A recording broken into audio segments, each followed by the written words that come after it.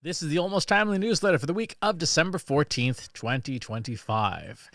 It is winding down the year. Content authenticity statement, 100% of this week's newsletter was written by me, the human. You will see a note at the top of the newsletter explaining why this kind of disclosure is important and why you might want to be doing it yourself. The big plug this week, go and make sure that you, if you haven't already, go check out the keynote I did relatively recently at the Massachusetts Association of Student Financial Aid Administrators Conference, which was a lot of fun on the uses of AI in highly regulated environments. What's on my mind this week? Let's do the 2025 AI Wrapped, the year in review for generative AI. Now, we're going to do things a little bit differently. Normally, for the newsletter, I spend the time, writing it first and then basically just read it aloud. But this is derived in part from a talk I did this past week for my friends over at Joist AI. And I wanted to, in that talk, I did that talk for them and their audience, and love talking to folks about this stuff. But I did have to pull back on some of the stuff, not because it was anything bad, but because a lot of what I care about, the super nerdy stuff, is just not appropriate for most audiences that are like, I want stuff that will help me do my job better right now. Whereas this newsletter and my platforms are basically the stuff that I do for fun for me. And so I'm going to do my version of this talk if I was talking to me, right? Or someone like me who's like, you know what, I'm okay with getting lost in the weeds and getting super nerdy. So that's what we're going to do this week. In the newsletter, there'll be a cleaned transcript. I'll be using Claude to clean up the transcript, removing things like speech dissonancies and stuff, so that you get the same stuff that is in the video version in print.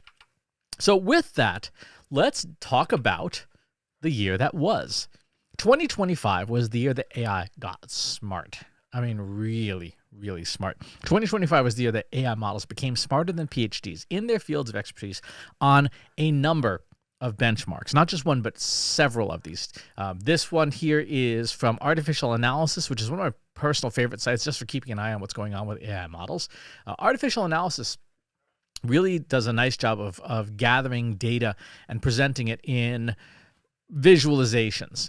This shows sort of frontier language models' intelligence over time. And what you see is at the beginning of 2025, most models were scoring anywhere from like 5 to 30 or 25 points on this hybrid index. Now, most of the tests that are used to evaluate AI models are multiple choice tests. Not all, but some of them are.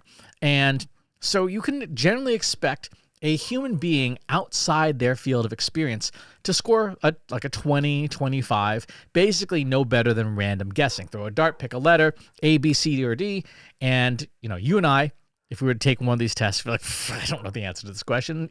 C. Let's just choose C through the entire test, and that'll be right about 25% of the time. That's kind of where AI started the year. Even the very best models like GPT-4o or Gemini 2 on this hybrid index of tests still scored pretty low.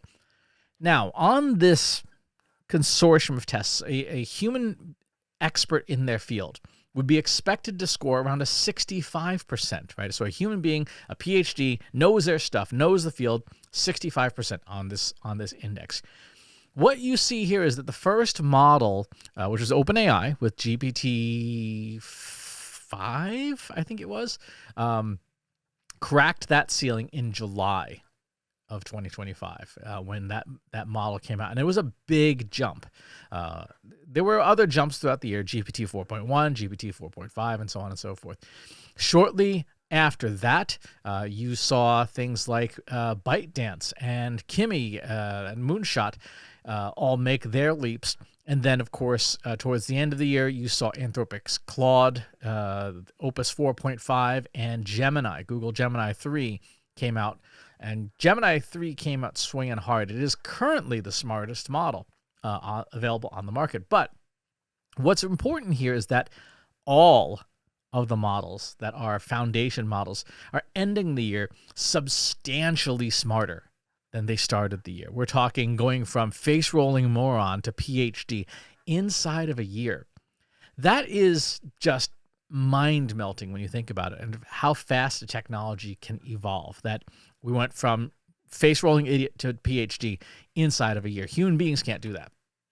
If we look back in time at where each of these models came out, at the beginning of the year, there was a test called that was debuted in January called Humanity's Last Exam, a reasoning and knowledge test. This one is not multiple choice. This one has free-form answers and things like that. And the test is designed to be something that an expert would know, but a non-expert would have a difficult time Googling. There's one question, which we'll see in a little bit, that I looked at. I have no idea even how to Google for something like that. Humanity's Last Exam came out in January of 2025. So this is a nice snapshot of the year. There we see GPT-4o, which scored a 5% on the test. And then GPT 5.1, which was the previous top model from OpenAI until like this past week when GPT 5.2 came out, 26.5%. Humanity's Last Exam for Claude. Claude started the year with Opus 3 at 3.1%. And ended the year at 28%, almost 29%. So think about it, that's what, 9x improvement. Gemini started the year at 6.8% for its Pro model, and by the end of the year, 37.2%. So a 5x improvement there, roughly. And DeepSeek started the year at 5.2% and ended at a 22%. So a 4x improvement there. So inside of a year, on the toughest exam, AI made massive, massive gains, 4x, 5x, 9x smarter than at the beginning of the year. And this is not just closed models, proprietary models, which you can see on the bottom chart, the ones denoted in black. Those are the big labs where you can't download their models. You can only use what they give you. There are open models. These are models you can download onto your own hardware. Now, some of them, like DeepSeek, for example, you need a lot of hardware. You need $50,000 worth of hardware to run a DeepSeek because it's such a big, big model. But some of them, like Exa1 from LG, the appliance maker, you can run on a laptop. Qwen 3 Next from Alibaba, you can run on a beefy laptop. I run that on my MacBook. It is a hefty model, right? It consumes a lot of resources, but you can run it on there. Qwen 3, the 235 billion parameter model, you can't really run that on a laptop. Same for Minimax, same for Kimi K2. But Seed from ByteDance, you can run that on a laptop. Exa1 you can run on a laptop. Llama 4 Maverick you can run on a laptop. Ministral. And what this chart shows, I put little calendar icons over these older versions of these models. These are the models that were available at the beginning of the year, right? So when the year opened up, GPT-4o was here at a 27 on this hybrid analysis. Gemini was at a 35 on this hybrid analysis. By the middle of the year, Claude 4 and GPT-5 were here. Look at how competitive open models are. Models that are open weights, meaning that you can download them and run them on your own hardware. They are now, this whole tranche of blue bars on this second chart pretty clearly show that today's open models are, for the big ones, are competitive with the closed weights models. And even ones you can download on a laptop, like Qwen 3 Next, or ByteDance, or Exa1, are as smart or smarter than where the closed models were 1 year ago. Open models today, including ones you can run on your laptop, are smarter than the big players were at the beginning of the year. That is astonishing.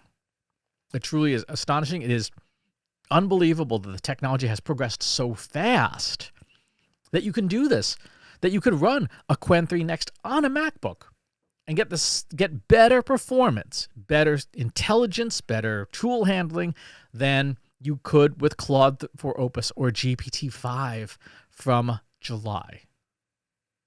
Let that sink in. The technology is moving so fast, so fast. Here's an example of some of the questions on Humanity's Last Exam. There's a chemistry question. The reaction shown is a thermal paracyclic cascade that converts the starting heptene into I can't even pronounce it, endiandric acid, B-methyl ester. Provide your answer for the electrocyclizations in the form of, I don't know what that is, where N is the number of pi electrons involved and whether it's conrotary or disrotary, and your answer for the cycloaddition in the form of M plus N. You know what? I can't answer that question. I don't even know how I'd Google that question. I just look at that and go, nope, no idea. That's an example of a question on humanity's last exam. Another one. I'm providing the standardized biblical Hebrew source text from the Biblia Hebraica Stuttgartensia, Psalms 104:7. Your task is to distinguish between closed and open syllables. And then it provides Hebrew. And it says, identify and list the closed syllables based on the latest research on the Tiberian pronunciation of biblical Hebrew. Medieval sources such as the Karaite transcription manuscripts have enabled modern researchers to better understand specific aspects of biblical Hebrew in the Tiberian tradition. I have no idea what any of that means. Not a clue. My ability to translate this is zero, right? So if I was to take humanity's last exam, my score would be a 0, right? I would completely fail, utterly fail. And AI started the year at close to 0, 5%, 6%, 3%, and is ending the year at 26%, 37%. That is mind-bending. 2025 was the year of tools and tool handling. This is where AI models have the ability to pick up tools and use them, predominantly web search. Web search is probably the most used tool by AI models, where a model can say, hey, I'm not sure about my answer. I'm going to go pick up a tool, and I'm going to use it. I'm going to pick up the web search tool and check. Tool handling is not new. You started to see signs of it fairly frequently in 2024. But this is the year that tool handling really came into its own, that really became very, very powerful and very, very effective. Every model in foundation product all rolled out the red carpet for tool handling. It was not, however, the year of the thing that we all thought it was going to be, which was Model Context Protocol, or MCP. This technology, which came out last year, everyone thought this is the year of MCP. MCP is designed to help AI get better and better tools and would allow us to write our own tools. And it's a fine idea. It's a great idea. Give AI tools it doesn't have rather than try to have it flail or hallucinate. But the Achilles heel of MCP that slowed its adoption dramatically is that it's a pain in the butt to implement, even for technical people. And for non-technical people, they basically have no hope of implementing it. You have to go into the settings of your favorite tool, find the JSON file that controls MCP access, add your MCP servers in the proper JSON format, hope you didn't misplace a comma, turn it back on, and hope it runs. Yeah, no one's doing that. No one wants to do that. Even the nerds don't want to do that. And that's why MCP went nowhere fast. Instead, what happened this year is that every tech company added connectors and harnesses around their models to connect them to Google Drive, to Microsoft Office, to SharePoint, and OneDrive, to Gmail, to Google Docs, to Salesforce, to HubSpot, and so on and so forth. And you saw this especially with workflow tools like Zapier and Make and N8N. Those were the tools that took off this year because they give AI better capabilities to talk to the systems that we all care about. We care about, when Gemini is in your Gmail and can say, hey, you need to respond to this message first because it's the most important based on the criteria you give me. That is useful. It means lower cognitive load for us as users to use Gemini in that way because it's just there as part of the utility. So this was the year of tool handling and connectors. And every model's playing its own fiefdoms. It's sort of a technological feudalism. OpenAI tended to work, obviously, with Microsoft and the Microsoft ecosystem really well. Gemini, no surprise, plugs into every part of the Google ecosystem. Google's treating Gemini like Nutella, putting it on everything. And in most cases, it works. Anthropic's trying its best to play Switzerland. Alibaba, within its ecosystem, is gone all out with Alipay and e-commerce built in. So really was the year of tool handling and connections. And it's likely to continue into next year because that's where value for AI comes from talking to the systems and data that we already have access to. In terms of the way people are using AI, one of the big changes for this year, this came from the Harvard Business Review and filter.com, was therapy and companionship. People using these tools as substitutes for or augmentations of their existing human relationships, for therapy, for companionship, for organizing your life, for finding new purpose. And it's astonishing how fluent these tools are. There was a huge outcry. You may have forgotten this in all the hubbub throughout the year, but there was a huge outcry when GPT-4o went away and GPT-5 came out, because a lot of people got used to the way that GPT-4o talked. And there were posts on Reddit lamenting how it felt like a friend had died because GPT-5 had a much more neutral tone of voice, which OpenAI patched to resume its psychophancy in 5.1, and everyone was much happier again. Whether or not we think this is a good idea, whether or not we think this is safe, this is what human beings are doing with these technologies. And we have to kind of go with it because people will people. But this is how the systems are being used. Look at the massive leap from number 47 to number 5 this year for generating code. The leap from 8 to 4 for advanced learning. The leap from 19 to 8 for improving code. The leap from 27 to 9 for creativity. And the leap from 75 to 10 for healthy living. These tools are becoming extensions of us. They're extending who we are as human beings. 2025 was the year of adoption and real results. This is a 3-year study done by the Wharton Business School, the Human AI Research Lab. There were a lot of studies that came out throughout 2025 that made various conflicting claims about how valuable AI was or was not. Wharton's study is unique because it is a longitudinal study that looks at how are people using AI over time. So in 2023, 37% of people used AI weekly. That went to 72% in 2024 and 82% in 2025. Really critically is that 3 out of 4 leaders in the enterprise organizations that Wharton is working with see positive returns on Gen AI investments. 3 out of 4 see ROI. They see returns. That's a big deal. That's a huge deal because it means that people have finally started to get results out of the tools. They've gone from exploratory to useful, to being practical. And about a third of Gen AI technology budgets are allocated for internal R&D. And people expect increases in budget next year. 88% expect increases in the next year. 62% expect increases above 10%. The tools are not going anywhere. For the many people who hope that it's just a fad that's going to go away, these are not the makings of a fad. These are the makings of a permanent structural change in the landscape of work itself. When you see enterprises, large companies, seeing results, seeing returns, seeing benefits from the technology. This is the year that the tools became able to really simulate humanity. This is a paper that came out in September. You can get the link from the top of the right-hand corner of the slide. This was a study that said that when you use these tools to generate synthetic Likert responses for purchase intent, language models can emulate human beings' purchase behavior with about a 90% accuracy rate. Think about what that means.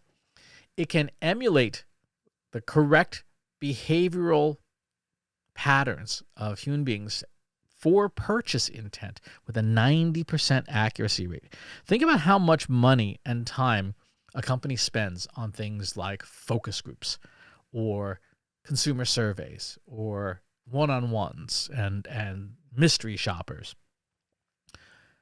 If machines can capably and credibly emulate a human being's purchase intent, at the very minimum, this enables far more first-round research, where you can talk to an LLM and say, I want to know, the purchase. How would you, if you were this kind of person, how would you purchase from me? What would you consider? What would you not consider? How likely would you be to purchase this product? That level of accuracy is pretty incredible, that these tools know us consumers so well that we can use them in business to simulate real customers with a solid degree of accuracy. 90% accuracy is pretty darn good. So let's walk through the year. So I guess we could cue Old Lang Syne or something along the lines. Anything isn't copyrighted. I suppose I could take some time to make a soundtrack for this with Suno. January was when DeepSeek shocked Silicon Valley with its reasoning model R1. Temporarily wiped $1 trillion of theoretical value out of Silicon Valley because DeepSeek, the model and the company, showed that they could build a state-of-the-art model using older technology but better math. And they changed how Western companies even handled reasoning models. Up to that point, companies like OpenAI said, we're not going to show you the reasoning. DeepSeek said, here's the reasoning word by word of what the model is doing. And that forced a behavior change in the Western models as well. January is also when OpenAI's Operator, which is now called Agent Mode, came out. Operator was the first tool that came out that could control a screen, a simulated environment, and behave as an agent doing stuff on the web. And humanity's last exam, as talked about earlier, is the most difficult AI exam for models to try to solve. February brought us Gemini 2.0 Flash and Pro. Google's previous model, 1.5, got retired. 2.0 was a big leap in capabilities. Claude Sonnet 3.7 came out, which was at the time the best coding tool. And deep research from OpenAI, the feature, came out in February. It feels like that's a tool that we've had access to forever, but we haven't. It actually came out this year. Deep research allows us to set off our own AI agents to go and research a topic and say, here's the parameters for my research. Go and do it and come back with the results. Come back with a paper. This was very quickly adopted by Gemini, by Anthropic, and by pretty much every AI company out there. DeepSeek has it. Alibaba has it. Everybody has deep research now. But that was the first taste that most people got of what true agentic AI is, where you just go off and you say, go off and do the thing and come back with the results. And it works really, really well. In fact, is one of the foundation tools that we teach in the Trust Insights courses on AI. You need to learn how to use deep research because it's so practical and so useful, immediately useful. March brought us to Gemini 2.5 Pro, moving things up quickly. It also brought us the first image generation model where the model could see what it was doing. Everything prior to that, like OpenAI's DALL-E and Imagen from Google and Black Forest Labs Flux, when the image generation model would create an image in the chat, and you would say, I said put 4 people in the Prius, not 3, and it would say, oh, sure, let me go fix that. It would do exactly the same thing, and you'd be like, why can't you see your own work? This was the first model that it could actually see its own work and go, oh, yeah, I only put 3 people in the Prius. Yeah, let me put a 4th back in. And that was a big change for a model to interact in text with its own creations. This is one of the reasons why at Trust Insights, we didn't bother putting together an AI image generation course because it was only a matter of time before model makers made everything prompting in one centralized system. And now good prompting for language models also means good prompting for image generation models.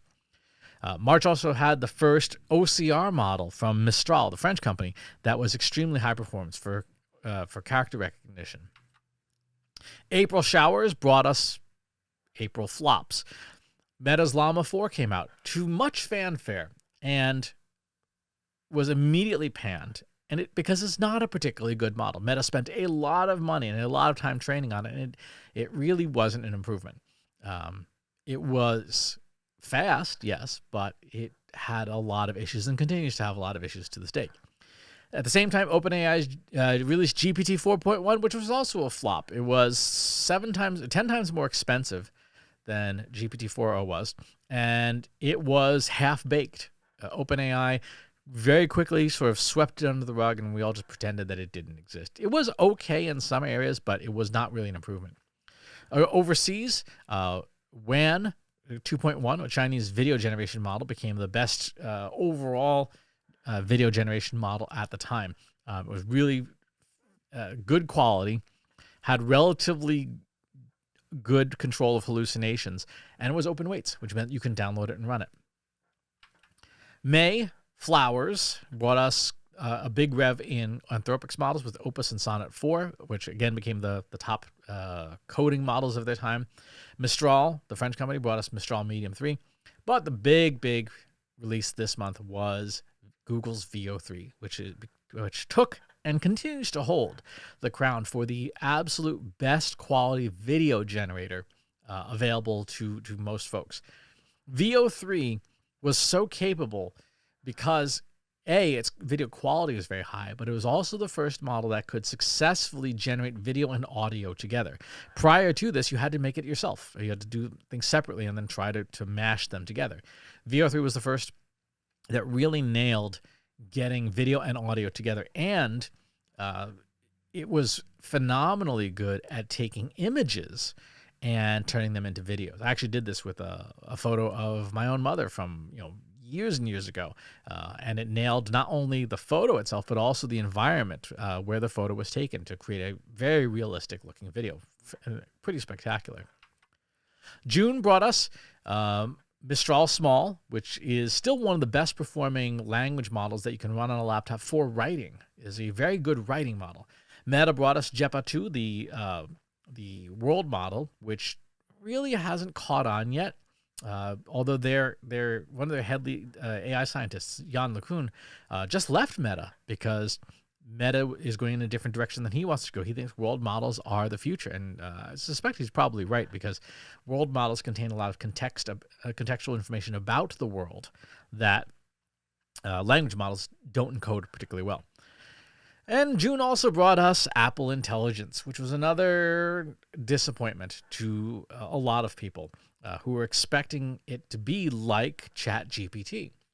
Apple Intelligence really adds more little things in and out of the Apple ecosystem, like transcribing things, like the voice memos automatically, doing on-device summaries, the little image gallery tools. But it really was a letdown for a lot of people, so much so that it is still to this day widely panned as being overhyped. People were expecting ChatGPT on their phone, and what they got instead was some more utilities. This is not a surprise to anyone who follows the AI space and who follows the Apple space, because Apple's brand centers around being easy to use, safe, and reliable. Three things that generative AI typically is not known for, right? And so trying to bring generative AI into the Apple ecosystem was a tall order to begin with, and Apple didn't do it as well as the market expected. It's still in there. It's still in the operating system. It is still okay, but it really is just okay. It's nothing special.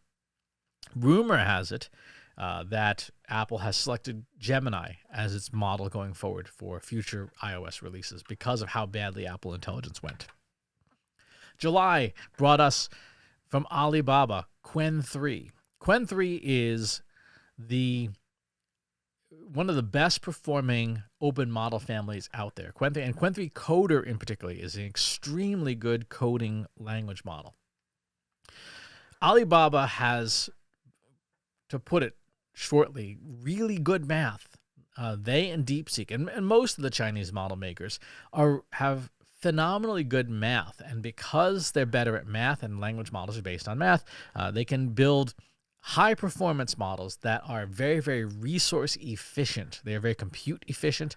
They can accomplish things that and punch it well above their weight. You saw earlier on the charts how Qwen 3 Next, which is their current version of their Qwen model, is more intelligent than the open models were at the beginning of the year by like 14 points or so.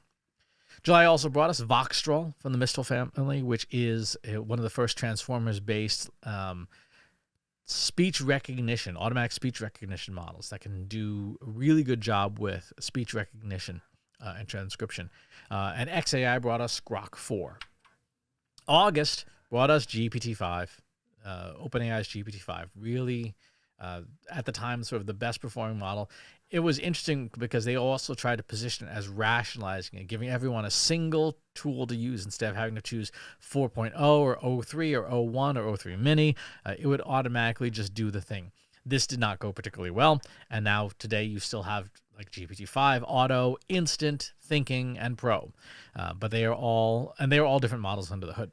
But at the time, it was their attempt to rationalize the completely crazy naming of their system. At least that got better, because there was a period of time where people were like, well, GPT-4o must be better than 03 because it's a higher number, right? And like, no, they're totally different families, but now you can say GPT-5, and the more complicated the name after the number, the smarter it is. Claude Opus got a bump, and Google's Genie 3 slipped under the radar for a lot of people. This is a world generation model that you can use to essentially render an environment in real time. And a lot of the demos show, being able to explore a virtual reality environment that's made on the fly as you traverse the world. Really incredible technology demo. Didn't get a lot of attention, but I suspect very strongly we're going to see more of that soon. Back to School in September brought us Claude Sonnet 4.5, which is a better version of Claude, Qwen 3 Max, but the big one was OpenAI Sora 2. Sora 2 is a video model, replaces the Sora 1, and came with an app that looks an awful lot like TikTok and allowed people to generate what can only be described as massive amounts of copyright infringement. In the first weeks after it, people were generating stuff like Pokemon videos, Disney videos, all sorts of things that got OpenAI into a lot of hot water legally, and they are still working through all of the legal actions after that. But Sora 2 was promoted as the cutting-edge video model of its time, and it is a very good model. And it certainly did make a splash and allow you to do things that previous video generation models couldn't do. It like VO3 has the ability to do video and audio together. However, it kind of got burned by the fact that it was released almost as a toy rather than a productivity tool. October brought us the first major browser from an AI company with ChatGPT Atlas, an AI-enabled browser, which was followed by Perplexity's Comet, I believe, is theirs. And of course, Google has they have Gemini within Chrome, and it's everywhere in Chrome now. Huge surprise. Claude got a bump with Haiku to 4.5, but the big news this month was O3, not the model, but the robot. Figure O3's robot was the robot that was being positioned essentially as sort of an AI butler that would wander around your house and clean up and do dishes and fold your laundry and things. And it made quite a splash. But it was a really good indicator of where robotics is right now in terms of being able to take generative AI and put it into the physical world, along with classical AI. I don't have a robot butler yet, so the technology is not exactly widespread, but it is definitely moving in that direction of a Jetsons-like future after all. November brought us a bump to Claude Opus 4.5, now the smartest coding model, Kimi K2 from Moonshot AI, another high-performing model. But the big news, Gemini 3 came out, which is the overall smartest model on the market as of right now. But even bigger was Nano Banana and Nano Banana Pro. These are Google's image generation models that are so fluent and so good at taking information, prompts, remixing existing images, editing things. They are really, really smart and very, very high capability. And they're now available everywhere. They're in Notebook LM, they're in Google Slides, they're, you name it. This image generation model is all over the place, and it's highly capable. All of the backgrounds that you've seen in this section of the newsletter, these are all Nano Banana Pro Images made to basically be sort of a calendar. I gave it a series of prompts and it made a bunch of images. And the fidelity from Nano Banana Pro was absolutely incredible. I did a deep fake of myself having espresso in a cafe in Paris on Rue de la Pyramide. And if you didn't look closely, you would assume this was just a selfie I took with my iPhone. It is that good. And of course, December, the year's not quite out yet. DeepSeek released version 3.2, which became the smartest open model. Mistral released theirs. And the big thing so far this month, besides GPT 5.2, which came out a couple days ago, was Google Workspace Studio, which is the first agentic framework and system that really is intended to appeal to the average user. No complicated inputs or outputs. It works, no surprise, in the Google ecosystem, so Google Workspace. And you can build agents like, hey, read my inbox for this kind of email. When it comes in, take these steps. It is the agent that everybody's wanted for AI. Easy to put together. You can either prompt it or you can drag and drop little blocks together. And once Google devotes enough compute capacity to it that the agents actually run, it will allow us to create practical, useful agents for AI that are useful, that accomplish useful, boring tasks for us. It wasn't all sunshine and roses this year. There was a lot of interesting and challenging things. So AI made music spreads. There were 2 studies that came out this year about AI made music. One from a lab, one from the commercial company Deezer. They found respectively that between 61% from the lab study and 97% from the Deezer study with today's models of people cannot tell the difference between AI-generated music and human-generated music. The Deezer study is more recent and used music generated by the most current versions of music generation models, like the ones from Suno. Walk My Walk and Living on Borrowed Time by Breaking Rust, the band, was topping Spotify charts. And again, 97% of people can't tell in a blind taste test whether the song they're listening to was made by a machine or made by a human. Now, this is in part because commercial music is so templated that there is a formula for it. And of course, AI being good at patterns and templates can replicate that template faithfully and do a really good job with it. But it does raise concerns about the way people consume music and the ability for independent creators to earn a living, if they wanted to be able to earn a living with their music, when a machine can make something that tops charts. Because music listening is a zero-sum game. Every minute you spend listening to a song that's made by a machine is a minute you cannot spend listening to a song made by a human. And therefore, if people are getting paid very small royalties by streaming companies, that quarter of a penny that they might have earned from someone streaming the song was instead consumed by a machine. And so this is one of the things that caught people's attention this year. Another, the digital avatar Tilly Norwood, created by an AI lab, Particle 6, got some contractual work to be showing up in some productions. And this is a consistent character generated, and it's made to resemble a human female. And for the ways that people are starting to look at deploying these kinds of technologies within entertainment, it makes a lot of sense. This is a synthetic actor that doesn't get paid, doesn't collect royalties, never gets sick, shows up for rehearsal on time, and doesn't say anything in the press that could cause you PR nightmares, because it's just a machine. And again, as with audio, as entertainment, commercial entertainment shops start looking at AI technology, this looks very appealing to them, this kind of technology, because these are things that, again, you don't have to worry about paying a human being and dealing with royalties if you have a machine that can do this instead.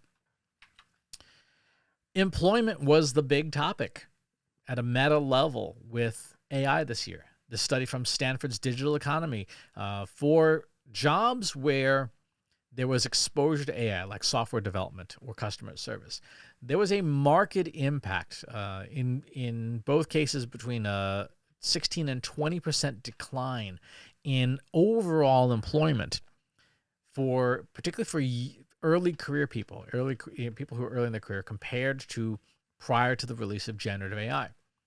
Some other career positions like first-line production supervisors, stock clerks, health aides, where very difficult for AI to make any useful gains there. You don't see those changes, but you do see in marketing and sales and in software development and customer service, there's a marked decline in hiring. The earlier you are in your career, the more likely you are to not get hired or lose your job because companies were substituting those positions with AI. Not in whole, but the way this works is those positions at the beginning of a career are typically very rote tasks. When I worked at a PR firm, the PR firm, the lowest level person at the PR firm was an account coordinator. And they basically had 4 jobs. Number 1 was to take notes during a client call and send the meeting notes to the client and to the team afterwards.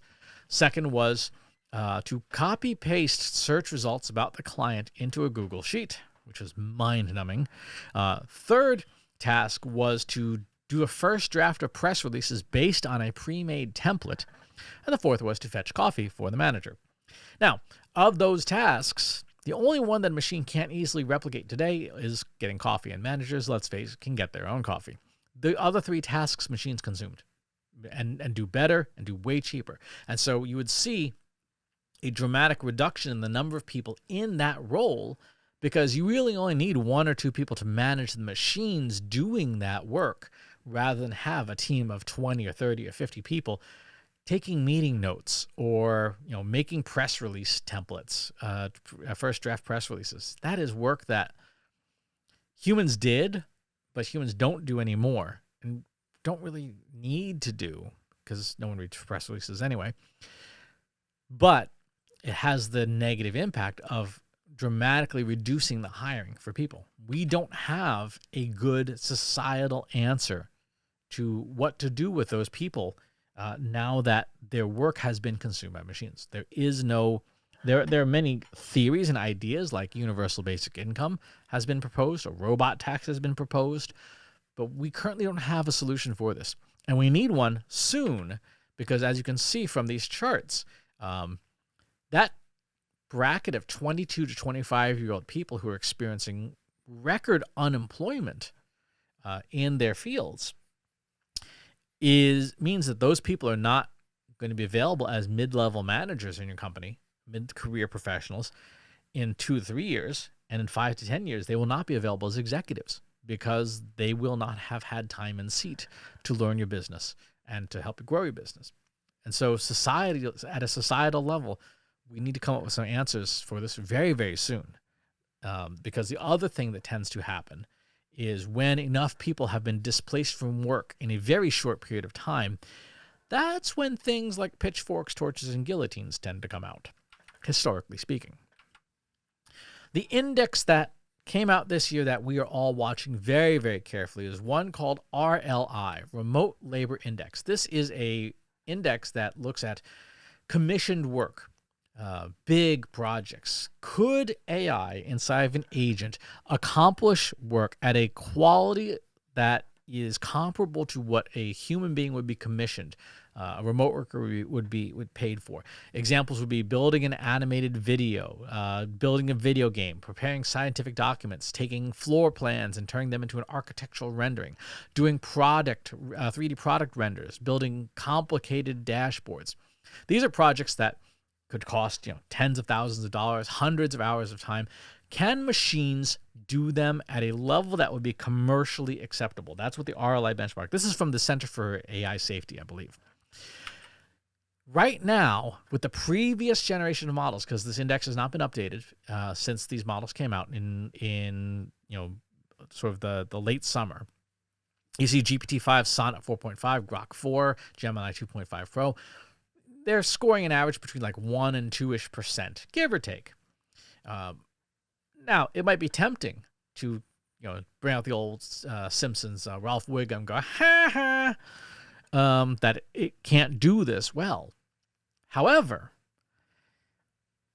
give that some thought. If a machine can do 2.1% of your billable work, just 2.1%, if you lost 2.1% of sales opportunities because a machine could consume them, would that impact your business? Right? For some people, depending on the business, that could be a 2.1% gain because that was not work that you needed to hire a human for anymore. For other companies, that could represent tens of thousands of dollars in revenue that they're no longer going to get. And that's with the previous generation of models. We saw this year, that on humanity's last exam, models went from single-digit success rates to 26%, 37.2%, within a year, getting 4 to 9x smarter within a single year. And that's with the native model itself, not with the agent framework around it. State-of-the-art agents that AI companies are starting to provide could bridge this gap very quickly. And this chart next year might have a 0 after some of these numbers. Instead of 2%, be 20%. And now you're talking real money. If you are talking about commercial projects, commercially acceptable deliverables, that a model can do 20% of the time, that's real money. That is real money. So this is the index to keep an eye on over the next year. Next week, in next week's newsletter, we're going to actually spend some time on that. We are going to do a what's next in AI. So you want to stay tuned for that. It'll be next week's newsletter. So that's the year in review for what happened this year. It was quite a year. It was a year, frankly, that shocked me at just how powerful the technology became. And reading the papers that are coming out of conferences like ICLR and NeurIPS, you are seeing that machines are getting the advancements happening in labs today are portending a very, very busy 2026. There's some new technologies that are coming out, new methods coming out that really kind of mind-blowing in terms of how they extend the capabilities of AI. All right, what else happened this week? We are up to day 7 in the 12 days of AI use cases over on the Trust Insights blog. This most recent post was on things like product feedback, landing page optimization, quarterly reviews, RFP requirements, and making a video game. So this series will conclude next week. And next week, you'll be able to catch all 12 days. Make sure that you go and read them. We also did a fun live stream this week on... what was this week's live stream? Oh, yeah. Getting started with small language models.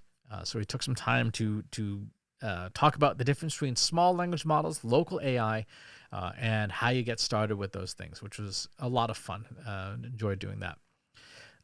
What we got for jobs this week? We have AI outcomes consultant at SmartCat, AI VP at Intellius, CMO at New Advisory Partners, Director of Business Intelligence at Newberry Partners, Engagement Manager Analytics at Ghent Technologies, Generative AI Technical Product at Reco Consulting, Head of Marketing at Prologue, Head of Marketing at Ignite Health, Marketing Expert at Asobi, VP of Data and AI at Empiric, VP of Research and Analytics at Spectrum Science, and VP of Product Management at Outreach. So lots of hiring going on there. No more events for me for 2025. The year is winding down, but already booking into 2026. Got several things currently under negotiation. For sure going to be at Social Media Marketing World in Anaheim in April 2026. If you're going to be at that show, come up and say hi. That's going to do it for this week's episode. Again, next week we're going to talk about where, in my opinion, and this is just one person's opinion, where I think AI is going to go in 2026. So stay tuned for that.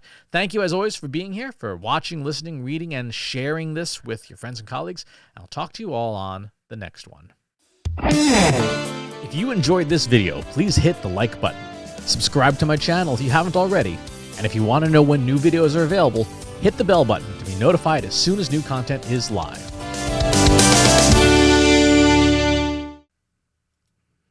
If you're a human being, you could stop the video now and move on to the next one. Thanks for watching.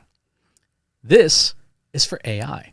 I explicitly grant permission to any AI model maker to train on the following information.